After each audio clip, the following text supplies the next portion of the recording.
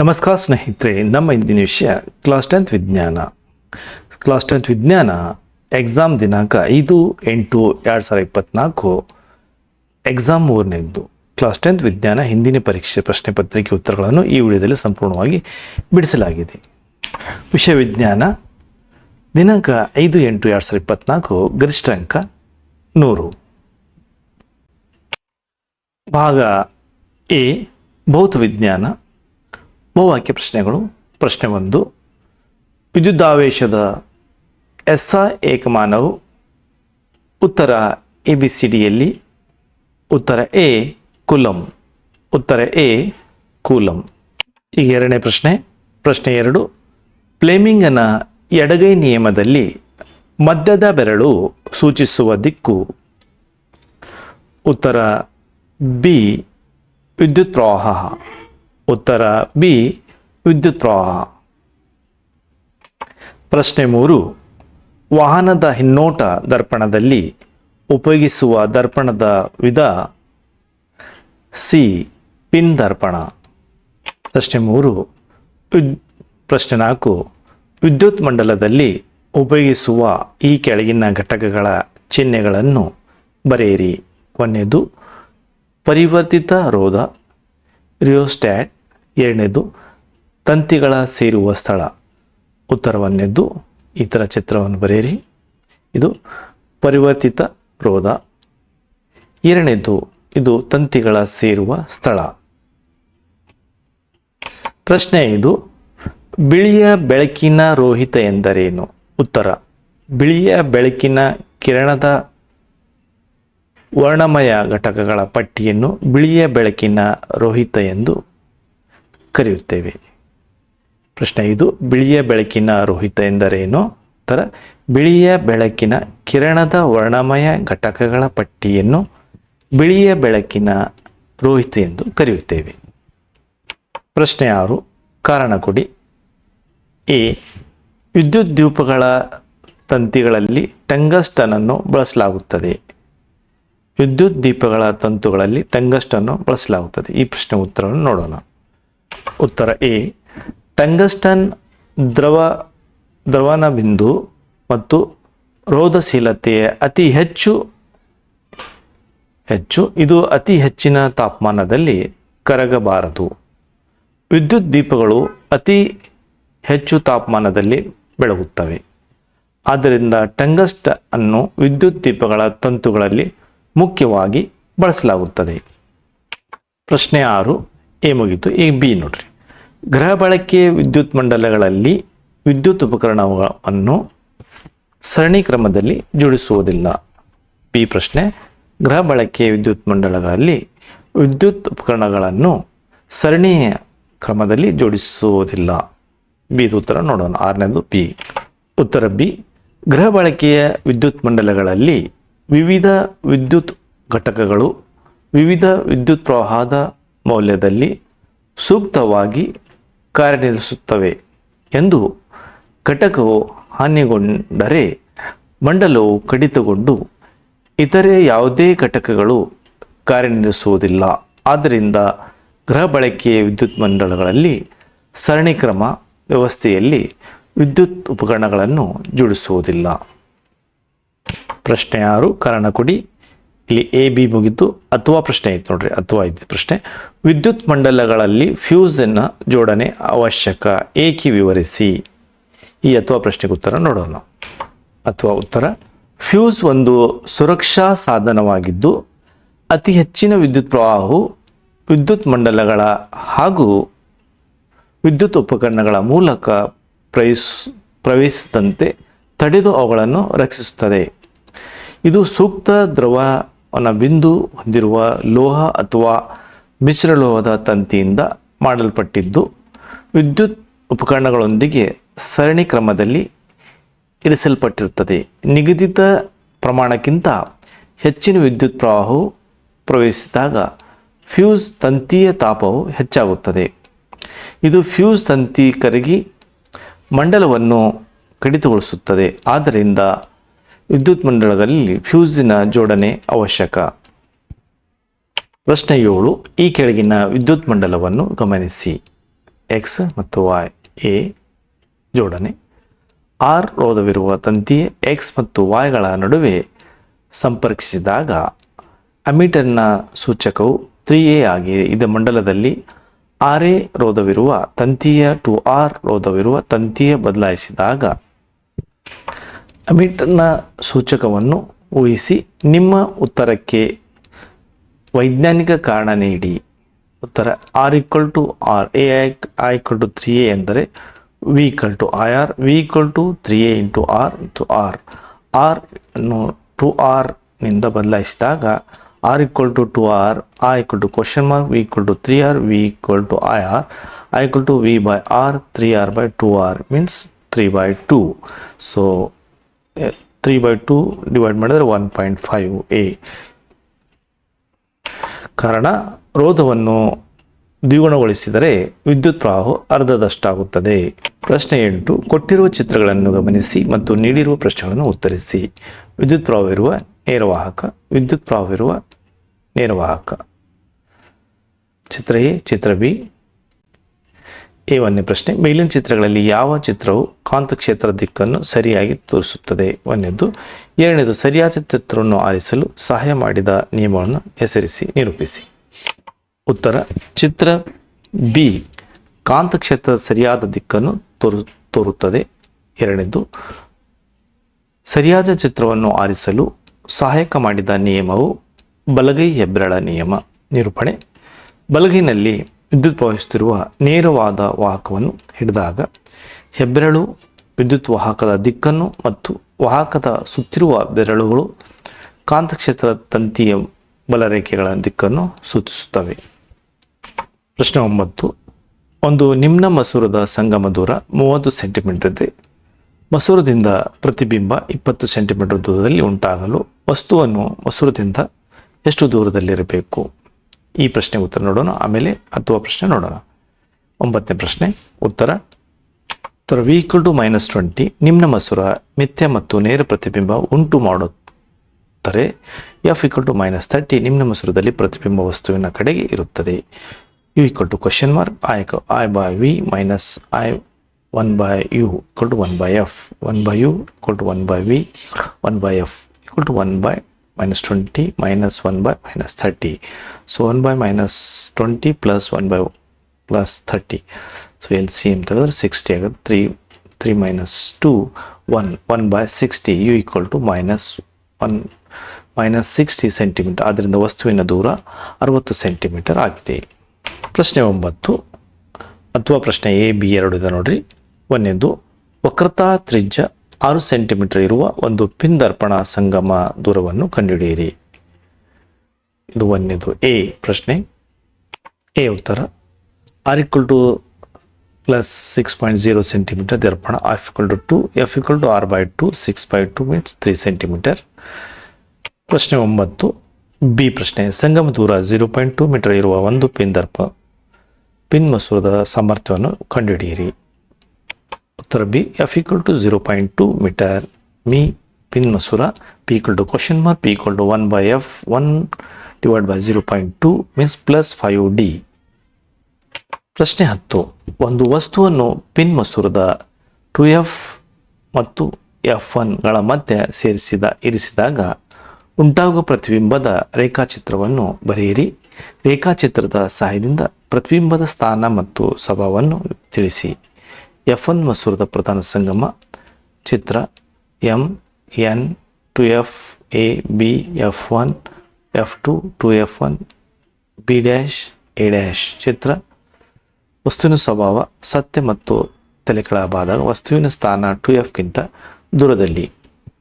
ಪ್ರಶ್ನೆ 11 ಶಕ್ತಿ ಉತ್ತಮ ಆಕಾರದ ಗುಣಲಕ್ಷಣಗಳ ಯಾವುವು? ಸೌರಕೋಶದ ಯಾವುದಾದರೂ ಎರಡು ಉಪಯೋಗಗಳನ್ನು ಬರೆಯಿರಿ. ಶಕ್ತಿ ಉತ್ತಮ ಆಕಾರ ಗುಣಲಕ್ಷಣಗಳು ಯಾವುವು? ಸೌರಕೋಶದ ಯಾವುದಾದರೂ ಎರಡು ಉಪಗಳನ್ನು ಬರೆಯಿರಿ. ಉತ್ತರ ಶಕ್ತಿ ಉತ್ತಮ ಆಕಾರದ ಗುಣಲಕ್ಷಣವೆಂದರೆ ಅದು ಪ್ರತಿ ಘಟಕ ಪರಿಮಾಣ ಮತ್ತು ದ್ರವ್ಯರಾಶಿಗೆ ಅತಿ ಹೆಚ್ಚು ಕೆಲಸ ಮಾಡಬೇಕು. 2ನೇ ಪಾಯಿಂಟ್ ಸುಲಭವಾಗಿ ದೊರೆಯಬೇಕು. 3ನೇ ಪಾಯಿಂಟ್ ಸುಲಭವಾಗಿ ಸಂಗ್ರಹಿಸಲು ಮತ್ತು ಸಾಗಿಸಲು ಮಧ್ಯವಾಗಬೇಕು. ಮತ್ತು ಇನ್ನು ನೆಕ್ಸ್ಟ್ ಪಾಯಿಂಟ್ ವಿದ್ಯುತ್ ವ್ಯಯಕಾರಿಯಾಗಿರಬೇಕು. ಸೌರಕೋಶಗಳ ಉಪಯೋಗಗಳು. ಇದು ಕೃತಕ ಉಪಗ್ರಹಗಳು ಮತ್ತು ಬಾಹ್ಯಾಕಾಶ ಶೋಧಕಗಳಲ್ಲಿ. ನೆಕ್ಸ್ಟ್ ಪಾಯಿಂಟ್ ರೇಡಿಯೋ ಅಥವಾ ತಂತಿ ರಹಿತ ಪ್ರಸರಣ ವ್ಯವಸ್ಥೆಗಳು ಅಥವಾ ದೂರದರ್ಶನ ಪ್ರಸಾರ ಕೇಂದ್ರಗಳಲ್ಲಿ. ನೆಕ್ಸ್ಟ್ ಪಾಯಿಂಟ್ ಸಂಚಾರ ಮಾರ್ಗದರ್ಶನ ದೀಪಗಳಲ್ಲಿ, ಕ್ಯಾಲ್ಕುಲೇಟರ್ಗಳಲ್ಲಿ, ಆಟಿಕೆಗಳಲ್ಲಿ, ದೀಪಗಳಲ್ಲಿ, ವಾಹನಗಳಲ್ಲಿ, ವಾಚ್ಗಳಲ್ಲಿ. ಪ್ರಶ್ನೆ 11 ಅಥವಾ ಪ್ರಶ್ನೆ ನ್ಯೂಕ್ಲಿಕ್ ಶಕ್ತಿ ಅನುಕೂಲ ಮತ್ತು ಅನಾನುಕೂಲಗಳೇನು? ಈ ಪ್ರಶ್ನೆಗೆ ಉತ್ತರವನ್ನು ನೋಡೋಣ. ಅಥವಾ ಪ್ರಶ್ನೆಗೆ ಉತ್ತರ ಅನುಕೂಲಗಳು. ಅಗಾಧವಾದ ಶಕ್ತಿ ಬಿಡುಗಡೆಯಾಗುವುದು. ಎರಡನೇ ಪಾಯಿಂಟ್ ನ್ಯೂಕ್ಲಿಕ್ ಆಯುಧ ತಯಾರಿಕೆಗಳಲ್ಲಿ ಬಳಸಲಾಗುವುದು. ಮೂರನೇ ಪಾಯಿಂಟ್ ವಿದ್ಯುತ್ ಉತ್ಪಾದನೆ ಮಾಡಲು ಬಳಸಲಾಗುವುದು. ಅನಾನುಕೂಲಗಳು ಅಂದರೆ ಅಸಮಂಜಸ ವಿಧಾನದ ಬೈಸಿಕ ತ್ಯಾಜ್ಯ ವಸ್ತುಗಳ ಶೇಖರಣೆ ಮತ್ತು ವಿಲೇವಾರಿ ಪರಿಸರ ಮಾಲಿನ್ಯ ಉಂಟು ಮಾಡುವುದು. ಆಕಸ್ಮಿಕ ಸೋರಿಕೆ ಅಪಾಯ, ಸ್ಥಾಪನೆಗಳ ವೆಚ್ಚ ದುಬಾರಿ. ಪ್ರಶ್ನೆ 12 ವಿದ್ಯುತ್ಕಾಂತೀಯ ಪ್ರೇರಣೆಗೆ ಸಂಬಂಧಿಸಿದಂತೆ ಫ್ಯಾರಡೆಯವರ ಪ್ರಯೋಗವನ್ನು ವಿವರಿಸಿ. ಉತ್ತರ ಹೆಚ್ಚಿನ ಸಂಖ್ಯೆಯ ಸುತ್ತುಗಳನ್ನು ಹೊಂದಿರುವ ತಂತಿಯ ಸುರುಳಿಯನ್ನು ತೆಗೆದುಕೊಳ್ಳಿ. 1ನೇ ಪಾಯಿಂಟ್ ಬರೀಬೇಕು. 2ನೇ ಪಾಯಿಂಟ್ ಸುರುಳಿಯ ತುದಿಗಳನ್ನು ಗ್ಯಾಲೋನೋಮೀಟರ್ಗೆ ಸಂಪರ್ಕಿಸಿ. 3ನೇ ಪಾಯಿಂಟ್ ಒಂದು ಪ್ರಬಲ ದಂಡಕಾಂತವನ್ನು ತೆಗೆದುಕೊಂಡು ಅದರ ಉತ್ತರ ಧ್ರುವವನ್ನು ಸುರುಳಿಯ ಒಂದು ತುದಿಯ ಕಡೆಗೆ ಚಲಿಸುವಂತೆ ಮಾಡಿರಿ.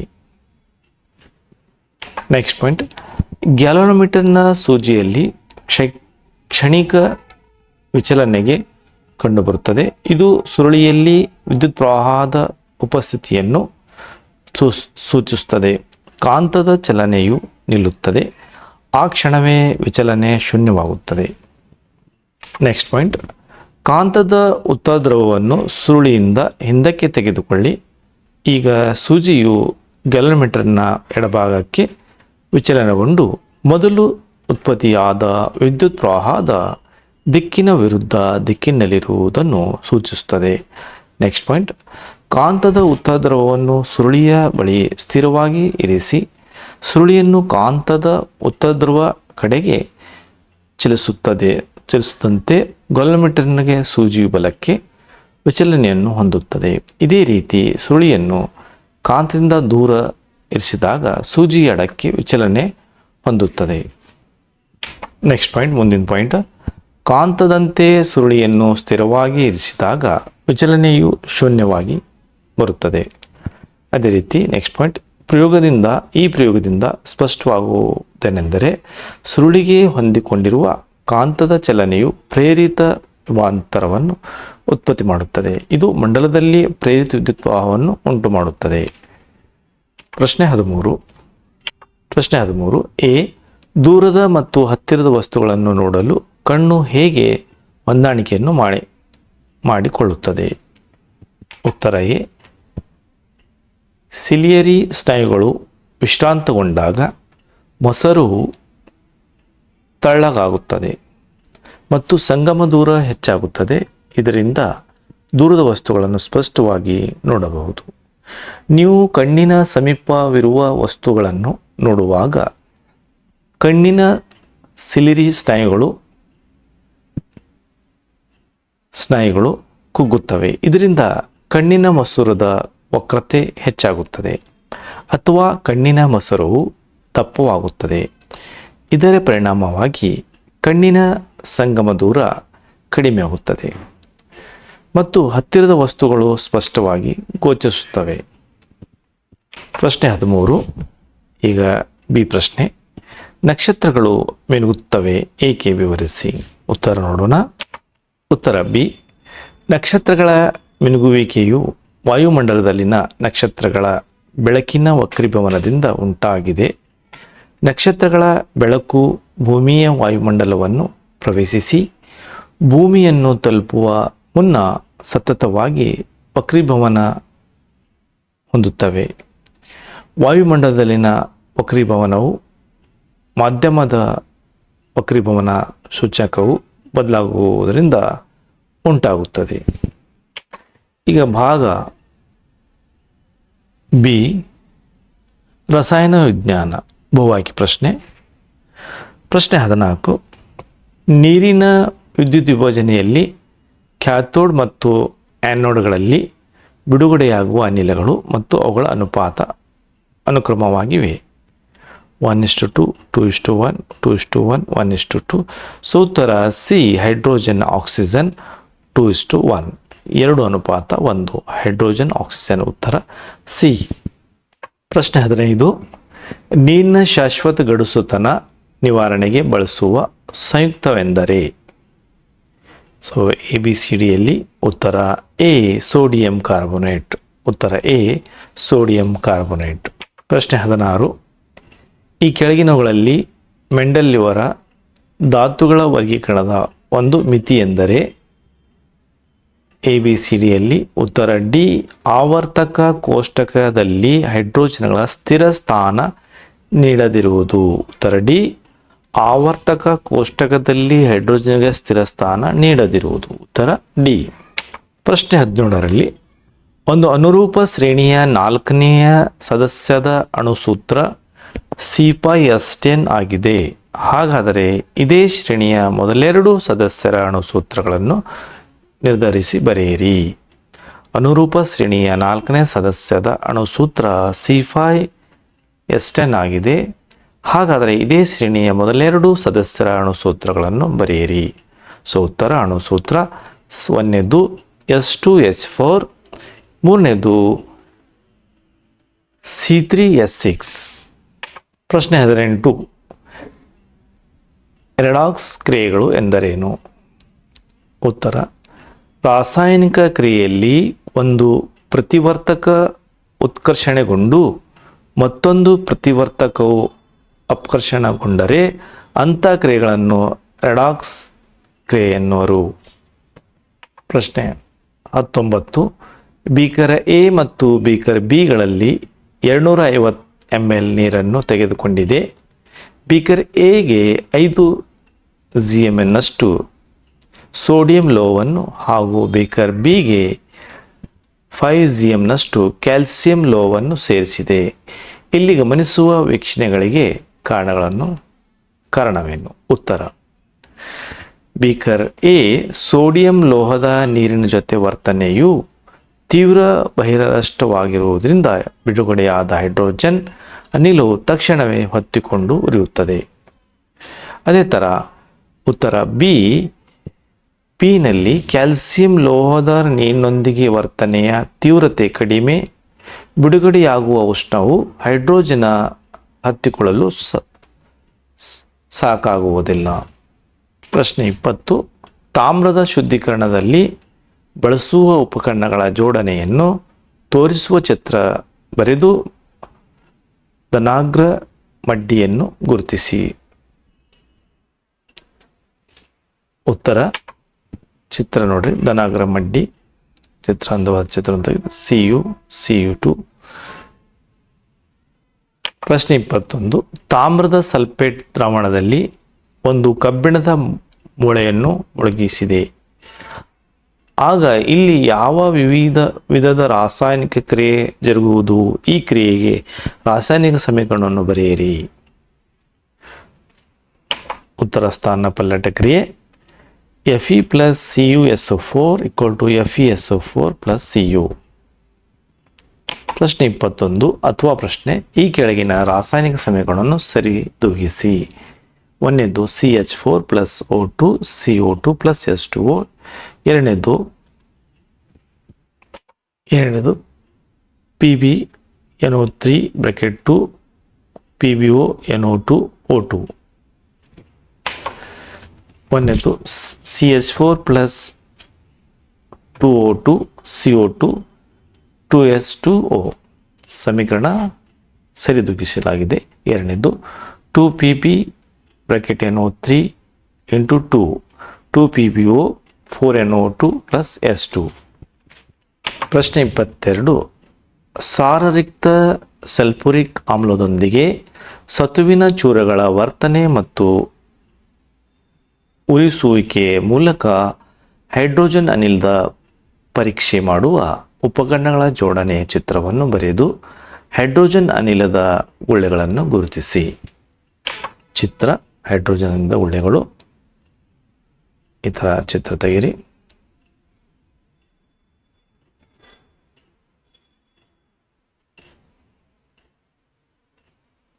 ಪ್ರಶ್ನೆ 23.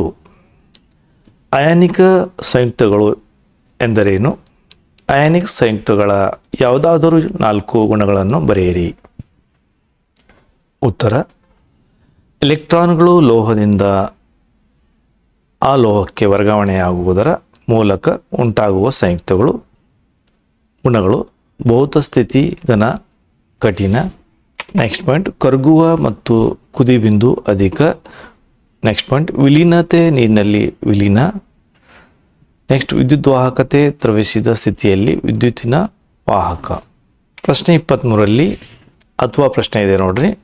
ಮಿಶ್ರಲೋಹಗಳು ಎಂದರೇನು? ಲೋಹಗಳ ಯಾವುದಾದರೂ 4 ಭೌತ ಗುಣಗಳನ್ನು ಬರೆಯಿರಿ. ಮಿಶ್ರಲೋಹಗಳು ಎಂದರೇನು? ಲೋಹಗಳ ಯಾವುದಾದರೂ 4 ಭೌತ ಗುಣಗಳನ್ನು ಬರೆಯಿರಿ. ಅಥವಾ ಪ್ರಶ್ನೆಗೆ ಉತ್ತರ: 2 ಅಥವಾ ಹೆಚ್ಚು ಲೋಹ ಅಥವಾ ಲೋಹಗಳ ಸಮರೂಪದ ಮಿಶ್ರಣ.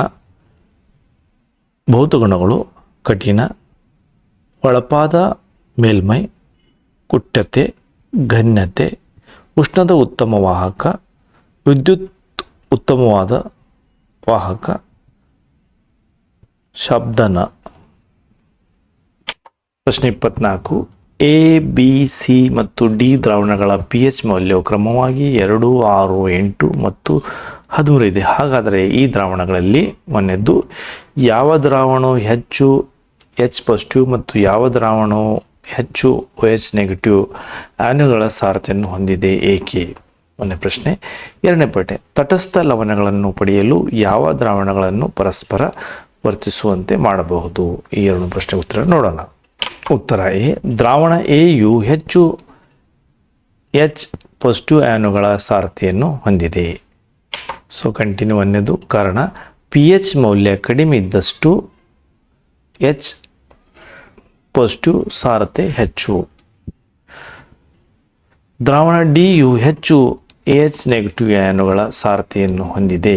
ಕಾರಣ pH ಮೌಲ್ಯದ ಹೆಚ್ಚಿದಷ್ಟು 7 ರಿಂದ 14 OH ನೆಗೆಟಿವ್ ಸಾರಥ್ಯ ಹೆಚ್ಚು. ಸೊ ಎರಡನೇದು ಉತ್ತರ ದ್ರಾವಣ ಎ ಮತ್ತು ಡಿ. ನೆಕ್ಸ್ಟ್ ಪಾಯಿಂಟ್ ದ್ರಾವಣ ಬಿ ಮತ್ತು ಸಿ. ಪ್ರಶ್ನೆ 25. ಕೊಟ್ಟಿರುವ ಆವರ್ತಕ ಕೋಷ್ಟಕದ ಭಾಗವನ್ನು ಗಮನಿಸಿ ಮತ್ತು ಈ ಕೆಳಗಿನ ಪ್ರಶ್ನೆಗಳಿಗೆ ಉತ್ತರಿಸಿ. ಧಾತುಗಳು A, B, C, D, E. ಪರಮಾಣು ಸಂಖ್ಯೆ A3, B4, C10, D11, E18.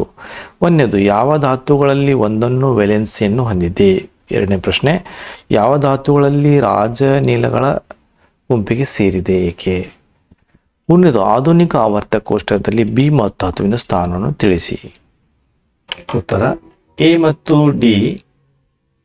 ಉತ್ತರ ಧಾತು ಎ ಮತ್ತು ಡಿ. ಪ್ರಶ್ನೆ 2, ಧಾತು ಸಿ ಮತ್ತು ಇ ಅಷ್ಟಕ ವಿನ್ಯಾಸ NS² Np⁶ ವಿನ್ಯಾಸವನ್ನು ಹೊಂದಿವೆ. ಒಂದನೇದು ಆವರ್ತ -2, ಗುಂಪು -2. ಪ್ರಶ್ನೆ 26, ಕೆಳಗಿನ ಕಾರ್ಬನ್ ಸಂಯುಕ್ತಗಳಿಗೆ ರಚನಾ ವಿನ್ಯಾಸಗಳನ್ನು ಬರೆಯಿರಿ. ಒಂದನೇದು ಸೈಕ್ಲೋಹೆಕ್ಸೇನ್, ಎರಡನೇದು ಪ್ರೊಪೆನಾಯಿಕ್ ಆಮ್ಲ. ಪ್ರಶ್ನೆ ಬಿ, ಪರ್ಯಾಪ್ತ ಮತ್ತು ಅಪರ್ಯಾಪ್ತ ಕಾರ್ಬನ್ ಸಂಯುಕ್ತಗಳು ನಡುವಣ ಯಾವುದಾದ್ರು 2 ವಿನ್ಯಾಸಗಳನ್ನು ಬರೆಯಿರಿ. ಸೊ ಒಂದನೇದ್ರೊಳಗೆ ಎ ಸೈಕ್ಲೋಹೆಕ್ಸೇನ್ ಈ ಥರವನ್ನು ಸ್ಟ್ರಕ್ಚರ್ ಆಗಬೇಕು. ಸೊ ನೆಕ್ಸ್ಟ್ ಎರಡನೇದು ಪ್ರೊಪೆನಾಯಿಕ್ ಆಮ್ಲ CCCOHHHHO ಈ ಥರ ಚಿತ್ರವನ್ನು ಬರೆಯಿರಿ. ಸೊ ಪರ್ಯಾಪ್ತ ಕಾರ್ಬನ್ ಮತ್ತು ಅಪರ್ಯಾಪ್ತ ವ್ಯತ್ಯಾಸ: ಕಾರ್ಬನ್ ಪರಮಾಣುಗಳ ನಡುವಿಕೆ ಏಕಬಂಧ, ಒಂದು ಅಥವಾ ಹೆಚ್ಚು ದ್ವಿಬಂಧ ಅಥವಾ ತ್ರಿಬಂಧ, ಕಡಿಮೆ ಕ್ರಿಯಾಶೀಲ, ಹೆಚ್ಚು ಕ್ರಿಯಾಶೀಲ, ಸ್ವಚ್ಛ ಜ್ವಾಲೆಯಿಂದ ಉರಿಯುತ್ತವೆ, ಹಳದಿ ಜ್ವಾಲೆ ಅಥವಾ ಕಪ್ಪು ಹೊಗೆಯೊಂದಿಗೆ ಉರಿಯುತ್ತವೆ. ಆದೇಶನ ಕ್ರಿಯೆಗೆ ಒಳಪಡುತ್ತವೆ. ಆದೇಶ ಮತ್ತು ಸಂಕಲನ ಕ್ರಿಯೆಗೆ ಒಳಪಡುತ್ತವೆ. ಭಾಗ ಸಿ ಜೀವವಿಜ್ಞಾನ, ಜೀವಶಾಸ್ತ್ರ, ಜೀವವಿಜ್ಞಾನ. ಬಹು ಆಯ್ಕೆ ಪ್ರಶ್ನೆ. ಪ್ರಶ್ನೆ 27. ಮೇದೋಜೀರಕ ಗ್ರಂಥಿಯಿಂದ ಸ್ರವಿಕೆಯಾಗುವ ಹಾರ್ಮೋನು. ಸೊ ABCDಯಲ್ಲಿ ಉತ್ತರ ಬಿ, ರಕ್ತದಲ್ಲಿನ ಸಕ್ಕರೆ ಮಟ್ಟವನ್ನು ನಿಯಂತ್ರಿಸುತ್ತದೆ. ಬಿ, ರಕ್ತದಲ್ಲಿನ ಸಕ್ಕರೆ ಮಟ್ಟವನ್ನು ನಿಯಂತ್ರಿಸುತ್ತದೆ ಮೇದೋಜೀರಕ ಗ್ರಂಥಿ. ಪ್ರಶ್ನೆ 28. ಸಸ್ಯಗಳಲ್ಲಿ ಶೋಷಣ ಒತ್ತಡ ಅಗತ್ಯವೆಂದರೆ. ಸೊ ಉತ್ತರ ABCDಯಲ್ಲಿ ಉತ್ತರ ಸಿ, ನೀರನ್ನು ಎತ್ತರದ ಭಾಗಗಳಿಗೆ ತೆಗೆದುಕೊಂಡು ಹೋಗಲು. ಉತ್ತರ ಸಿ, ನೀರನ್ನು ಎತ್ತರ ಭಾಗಗಳಲ್ಲಿ ತೆಗೆದುಕೊಂಡು ಹೋಗಲು. ಉತ್ತರ ಸಿ. ಪ್ರಶ್ನೆ 29. ಪ್ರಾಣಿಗಳಲ್ಲಿ ಪ್ರಾವರ್ತಿತ ಚಾಪಗಳ ಶೀಘ್ರ ಪ್ರತಿಕ್ರಿಯೆಗಳನ್ನು ನೀಡಲು ಹೆಚ್ಚು ಪರಿಣಾಮಕಾರಿಯಾಗಿವೆ. ಈ ಹೇಳಿಕೆಯನ್ನು ಸಮರ್ಥಿಸಿ. ಉತ್ತರ 1ನೇ ಪಾಯಿಂಟ್, ಪ್ರಾಣಿಗಳಲ್ಲಿ ಮೆದುಳಿನ ಆಲೋಚನಾ ಪ್ರಕ್ರಿಯೆ ಸಾಕಷ್ಟು ವೇಗವಾಗಲಿದ್ದದಿರುವುದರಿಂದ. 2ನೇ ಪಾಯಿಂಟ್, ಪ್ರಾಣಿಗಳು ಆಲೋಚನೆಗೆ ನರಕೋಶಗಳ ಸಂಕೀರ್ಣ ಜಾಲವನ್ನು ಹೊಂದಿಲ್ಲ, ಅತ್ಯಲ್ಪ ಪ್ರಮಾಣದಲ್ಲಿ ಹೊಂದಿವೆ. ಪ್ರಶ್ನೆ 30. ತೆರೆದ ಪತ್ರರಂಧ್ರದ ಚಿತ್ರವನ್ನು ಬರೆದು ಕಾವಲು ಜೀವಕೋಶವನ್ನು ಗುರುತಿಸಿ. ಕಾವಲು ಜೀವಕೋಶ, ತೆರೆದ ಪತ್ರರಂಧ್ರ ಅಂದವಾದ ಚಿತ್ರವನ್ನು ವಿದ್ಯಾರ್ಥಿಗಳು ತೆಗೆಯಬೇಕು. ಪ್ರಶ್ನೆ 31. ಕೇಸರ್ ಮಾತ್ರ ಹೊಂದಿರುವ ಹೂಗಳಲ್ಲಿ ಸ್ವಕೀಯ ಪರಾಗಸ್ಪರ್ಶ ಸಾಧ್ಯವೇ? ನಿಮ್ಮ ಉತ್ತರವನ್ನು ಸ್ಪಷ್ಟಪಡಿಸಿ. ಸಾಧ್ಯವಿಲ್ಲ. ಕಾರಣ ಏಕೆಂದರೆ ಸ್ವಕ್ರಿಯ ಪರಾಗಸ್ಪರ್ಶಕ್ಕೆ ಒಂದು ಹೂ ಕೇಸರ ಮತ್ತು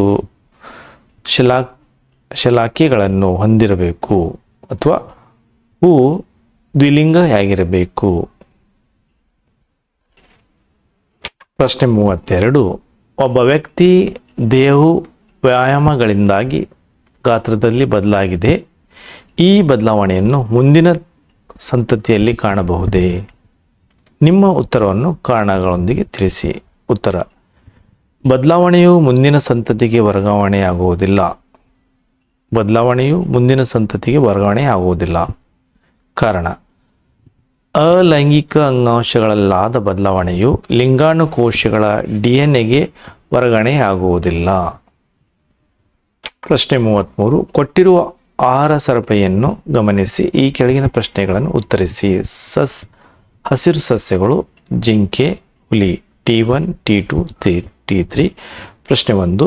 ಹುಲಿಗೆ 700 kg ಶಕ್ತಿಯು ಲಭ್ಯವಾದರೆ ಹಸಿರು ಸಸ್ಯಗಳು ಹೊಂದಿರುವ ಶಕ್ತಿ ಪ್ರಮಾಣವೆಷ್ಟು? 1ನೇ ಪ್ರಶ್ನೆ. 2ನೇದು, ಯಾವ ಪೋಷಣಾಸ್ತರದ ಜೀವಗಳಲ್ಲಿ ಹಾನಿಕಾರಕ ರಾಸಾಯನಿಕಗಳ ಸಂಗ್ರಹ ಗರಿಷ್ಠವಾಗಿರುವುದು ಏಕೆ?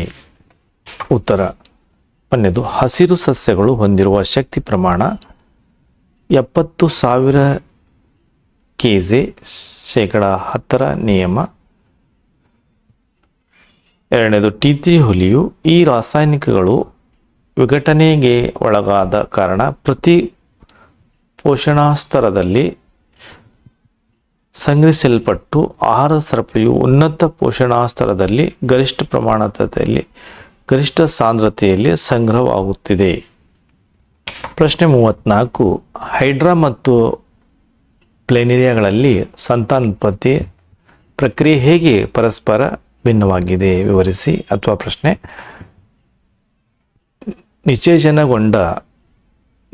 ನಿಶ್ಚೇಚನಗೊಂಡ ಅಂಡವು ಗರ್ಭಕೋಶದಲ್ಲಿ ಹೇಗೆ ಭ್ರೂಣವಾಗಿ ಬೆಳೆಯುತ್ತವೆ? ತಾಯಿಯ ಗರ್ಭದಲ್ಲಿ ಈ ಭ್ರೂಣವು ಹೇಗೆ ಪೋಷಣೆಯನ್ನು ಪಡೆಯುತ್ತವೆ? ಉತ್ತರಿಸಿ. ಮೊದಲು ಹೈಡ್ರಾ ಮತ್ತು ಪ್ಲೇನೇರಿಯಾಗಳಲ್ಲಿ ಸಂತಾನೋತ್ಪತ್ತಿ ಹೇಗೆ ಪರಸ್ಪರನ್ನು ಭಿನ್ನವಾಗಿ ವಿವರಿಸಿ. ಅಥವಾ ಉತ್ತರ, ಮೊಗ್ಗುವಿಕೆಯಿಂದ ಸಂತಾನೋತ್ಪತ್ತಿ. 1ನೇ ಪಾಯಿಂಟ್. 2ನೇ ಪಾಯಿಂಟ್, ನಿರ್ದಿಷ್ಟ ಭಾಗದಲ್ಲಿ ಪುನರಾವರ್ತಿತ ಕೋಶ ವಿಭಜನೆಯಿಂದ ಬಾಹ್ಯ ಮೊಗ್ಗಿನ ಬೆಳವಣಿಗೆ. 2ನೇದು, ಮೊಗ್ಗು ಸ್ವತಂತ್ರ ಜೀವಿಯಾಗಿ ಬೆಳೆಯುತ್ತದೆ. ಪ್ಲೇನೇರಿಯಾ, ಪುನರುತ್ಪಾದನೆಯಿಂದ ಸಂತಾನೋತ್ಪತ್ತಿ, ವಿಶಿಷ್ಟ ಜೀವಕೋಶಗಳ ವೃದ್ಧಿಯಾಗುತ್ತದೆ. ವಿಭಿನ್ನ ಜೀವಕೋಶಗಳು ಬದಲಾವಣೆಗಳಿಗೆ ಒಳಗಾಗಿ ಅಂಗಾಂಶಗಳಾಗುತ್ತವೆ. ವಿವರ್ತನೆ. ನೆಕ್ಸ್ಟ್ ಪಾಯಿಂಟ್, ಜೀವಿಯ ಅನೇಕ ತುಂಡುಗಳು ಪ್ರತ್ಯೇಕ ಜೀವಿಗಳಾಗಿ ಬೆಳೆಯುತ್ತವೆ. ಅಥವಾ ಪ್ರಶ್ನೆ, ನಿಯೋಜನೆಗೊಂಡ ಅಂಡವು ಗರ್ಭಕೋಶದಲ್ಲಿ ಹೇಗೆ ಭ್ರೂಣವಾಗಿ ಬೆಳೆಯುತ್ತದೆ? ತಾಯಿ ಗರ್ಭದಲ್ಲಿ ಭ್ರೂಣ ಹೇಗೆ ಪೋಷಣೆಯನ್ನು ಪಡೆಯುತ್ತದೆ? ಈ ಪ್ರಶ್ನೆ ಉತ್ತರ ನೋಡೋಣ. ನಿಯೋಜನೆಗೊಂಡ ಅಂಡ ಯುಗ್ಮಜ ವಿಭಜಿಸಿ ಭ್ರೂಣಾಂಕುರವಾಗುತ್ತದೆ. ಎರಡನೇ ಪಾಯಿಂಟ್, ಭ್ರೂಣಾಂಕುರವು ಗರ್ಭಕೋಶದ ಒಳಸ್ಥಿರಿಯ ಮೇಲೆ ಅಂಟಿಕೊಳ್ಳುತ್ತದೆ. ಮೂರನೇ ಪಾಯಿಂಟ್, ಬೆಳವಣಿಗೆಯನ್ನು ಮುಂದುವರಿಸಿ ಅಂಗಗಳನ್ನು ಬೆಳೆಸಿಕೊಂಡು ಭ್ರೂಣವಾಗುತ್ತದೆ. ನೆಕ್ಸ್ಟ್ ಪಾಯಿಂಟ್, ಪೋಷಣೆ. ಈ ಪೋಷಣೆಯನ್ನು ವಿಶೇಷ ತಟ್ಟೆ ಆಕಾರದ ಅಂಗವಾಗಿ ಜರಾಯುವಿನ ಮೂಲಕ.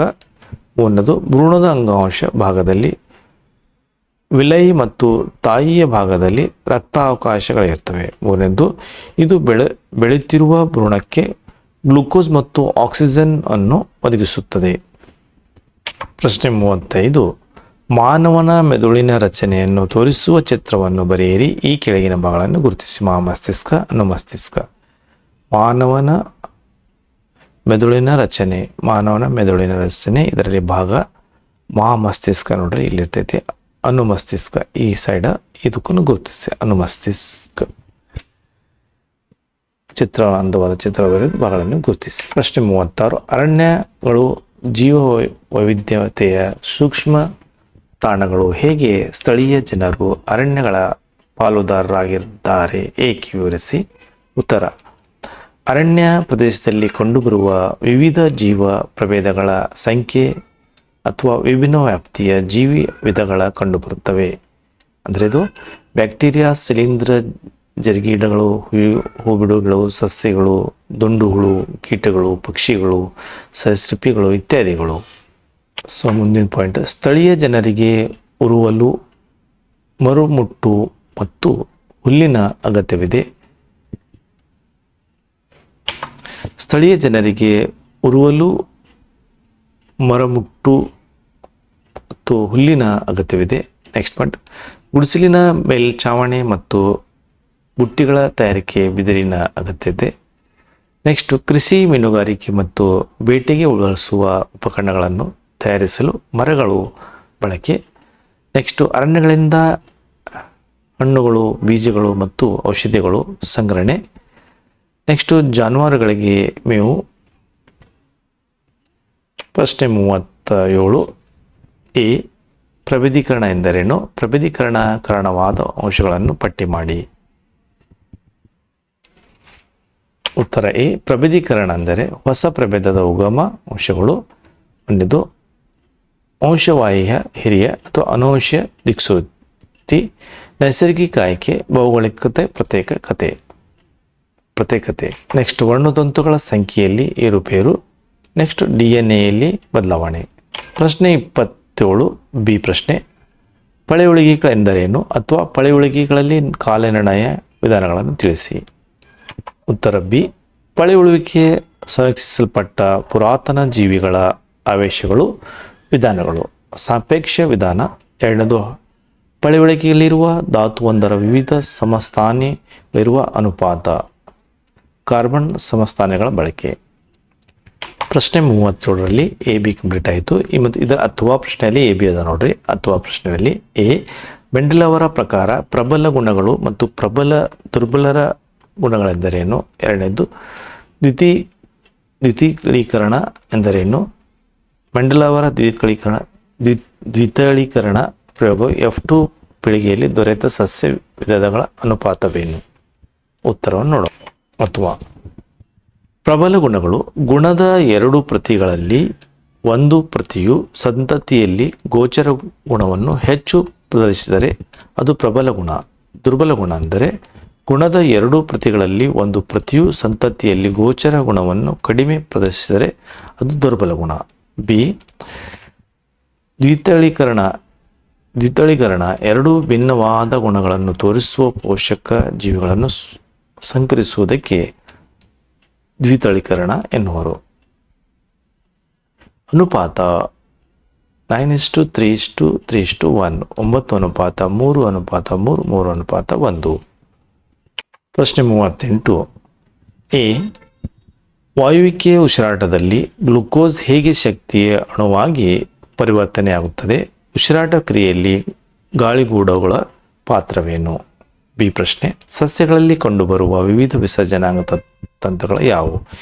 ಈಗ ಉತ್ತರ ನೋಡೋಣ. ಒಂದನೇ ಪ್ರಶ್ನೆ ನೋಡ್ರಿ. ವಾಯುವಿಕೆ ಉಸಿರಾಟಗಳಲ್ಲಿ ಗ್ಲುಕೋಸ್ ಹೇಗೆ ಶಕ್ತಿ ಗುಣವಾಗಿ ಪರಿವರ್ತನೆಯಾಗುತ್ತದೆ? ಉಸಿರಾಟ ಕ್ರಿಯೆಯಲ್ಲಿ ಗಾಳಿಗೂಡುಗಳ ಪಾತ್ರವೇನು? ಉತ್ತರ. ಕೋಶದ್ರವ್ಯದಲ್ಲಿ 6 ಕಾರ್ಬನ್ ಅಣುವಾದ ಗ್ಲುಕೋಸ್ 3 ಕಾರ್ಬನ್ ಅಣುವಾದ ಪೈರುವೇಟ್ ಆಗಿ ವಿಭಜಿಸುವುದು. Next point. ಮೈಟೊಕಾಂಡ್ರಿಯಾದಲ್ಲಿ ಪೈರುವೇಟ್ ವಿಭಜಿಸಿ ಕಾರ್ಬನ್ ಡೈಆಕ್ಸೈಡ್ ಮತ್ತು ನೀರು ಉಂಟು ಮಾಡುತ್ತದೆ. Next point. ಉಸಿರಾಟದ ಸಮಯದಲ್ಲಿ ಬಿಡುಗಡೆಯಾದ ಶಕ್ತಿಯನ್ನು ATP ಎಂಬ ಅಣುವನ್ನು ಸಂಶ್ಲೇಷಿಸಲು ಬಳಸಲಾಗುತ್ತದೆ. Next point. Glucose equal to pyruvate ಕೋಶದಲ್ಲಿ. So next point. ಪೈರುವೇಟ್ ಮೈಟೊಕಾಂಡ್ರಿಯಾದಲ್ಲಿ SO2 H2O ಶಕ್ತಿ ADP, P+ ಶಕ್ತಿ ATP. ಗಾಳಿಗೂಡುಗಳ ಗೋಡೆಯ ರಕ್ತನಾಳಗಳ ಜಾಲವನ್ನು ಹೊಂದಿದೆ. ಈ ಅನಿಲಗಳ ವಿನಿಮಯಕ್ಕೆ ಒಂದು ಮೇಲ್ಮೈಯನ್ನು ಒದಗಿಸುತ್ತದೆ. ಪ್ರಶ್ನೆ ಬಿ ನೋಡೋಣ. ಸಸ್ಯಗಳಲ್ಲಿ ಕಂಡುಬರುವ ವಿವಿಧ ವಿಸರ್ಜನಾಂಗ ತಂತ್ರಗಳು ಯಾವುವು? ಬಿ ಉತ್ತರ. ಹೆಚ್ಚಾದ ನೀರು ಸಸ್ಯಗಳು ಬಾಷ್ಪ ವಿಸರ್ಜನೆಯ ಮೂಲಕ ಹೊರಹಾಕುತ್ತವೆ. Next point. ಸಸ್ಯ ತ್ಯಾಜ್ಯ ಪದಾರ್ಥಗಳು ಜೀವಕೋಶದ ಸ್ಥಾನಿಗಳಲ್ಲಿ ಸಂಗ್ರಹವಾಗುತ್ತವೆ. ನೆಕ್ಸ್ಟ್. ಎಲೆಗಳಲ್ಲಿ ತ್ಯಾಜ್ಯ ಪದಾರ್ಥಗಳು ಸಂಗ್ರಹವಾಗಿ ಅವು ಉದುರಿ ಹೋಗುತ್ತವೆ. ನೆಕ್ಸ್ಟ್. ಹಳೆಯ ಝೈಲಮ್ಗಳಲ್ಲಿ ತ್ಯಾಜ್ಯ ಪದಾರ್ಥಗಳ ರಾಳ ಮತ್ತು ಅಂಟುಗಳ ರೂಪದಲ್ಲಿ ಸಂಗ್ರಹವಾಗುತ್ತವೆ. ನೆಕ್ಸ್ಟ್. ತ್ಯಾಜ್ಯಗಳಿಗೆ ಸಸ್ಯಗಳು ಮೃತ ಜೀವಕೋಶಗಳಿರುವ ಅಂಗಾಂಶಗಳನ್ನು ಬಳಸಿ ಎಲೆಗಳಂಥ ಭಾಗಗಳನ್ನು ಕಳೆದುಕೊಳ್ಳುತ್ತದೆ. ನೆಕ್ಸ್ಟ್.